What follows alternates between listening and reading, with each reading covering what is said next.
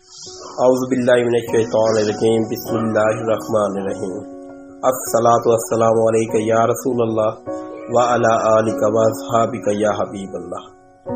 سرور کائنات فخر موجودات حضرت محمد مصطفیٰ صلی اللہ علیہ وآلہ وسلم نے ارشاد فرمایا انما الاعمال بالنیات، کہ بے شک عملوں کا دار و مدار نیتوں پر ہے۔ یعنی کہ اگر ہم کوئی اچھا کام کر رہے ہیں اور ہماری نیت اچھی نہیں ہے، ہماری نیت بری ہے، تو اچھے کام کا ہمیں ثواب نہیں ملے گا۔